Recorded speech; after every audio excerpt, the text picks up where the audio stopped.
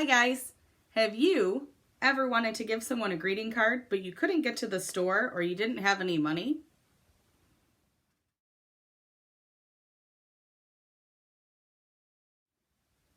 If so, then this video is for you.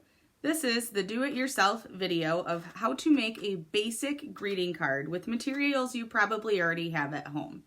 I'm Miss OP and I will be walking you through this today.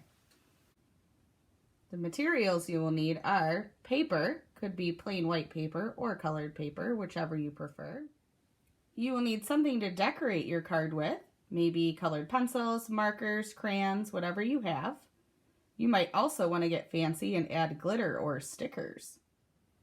And a couple other random items you may want would be Scotch tape if you would like to tape the edges, a pencil if you don't trust your design the first time, and a marker to outline your words. And lastly, you will need a table or some sort of a hard surface to work with. All right, let's get started. All right, the first step in the process is to get your piece of paper into card form. So you want to start with your paper this way, and you are going to fold it in half, I guess what we would call hamburger style, so that the corners meet up, and then you can flatten that so that your paper is in half. Then you want to fold it in half again, but the opposite way.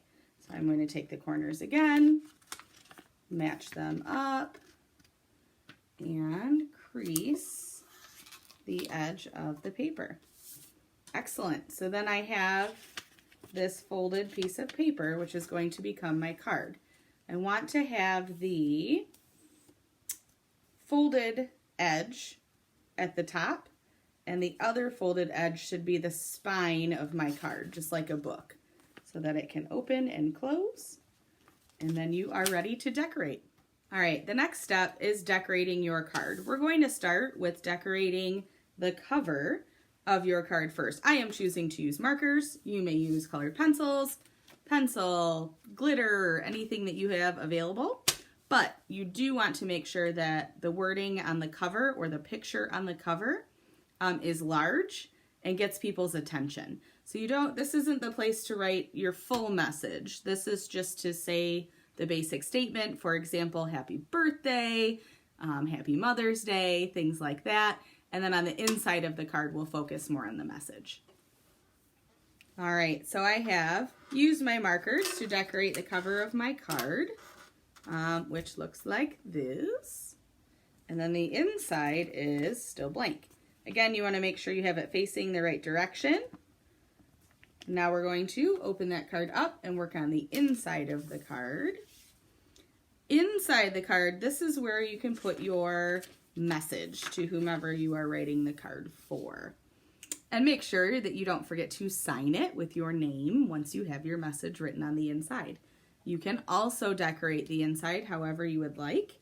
I do recommend writing your message first with pencil in case you make a mistake and need to erase, and then outlining your letters with a dark either felt tip pen or marker, flare pen, something like that to make your words really pop.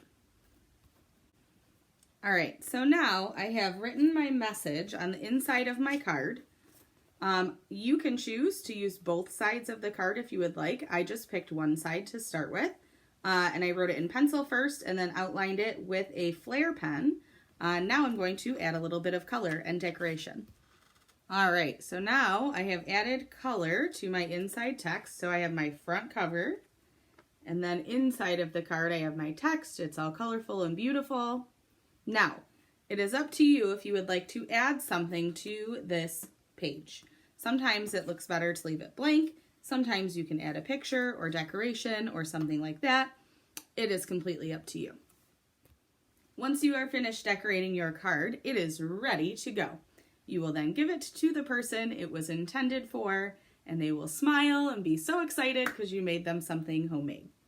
Just a quick recap. You start with your paper.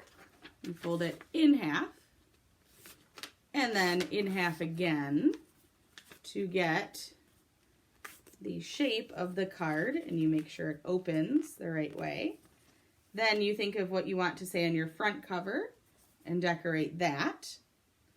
Then you think about your message and what you would like to have on the inside, not forgetting to sign your name, like that. Then you can make the decision if you would like to add anything to the inside cover, which is normally blank, but you can certainly decorate that as well. And when it is all finished, it is ready to be passed along to the person that it was intended for.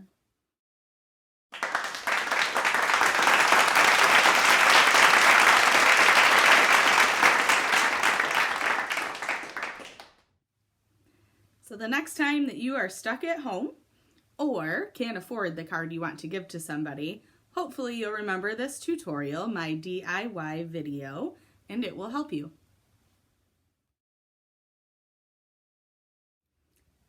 As always, don't forget to like and subscribe the Sarah Banks Middle School Communication Arts YouTube channel for all things communication arts.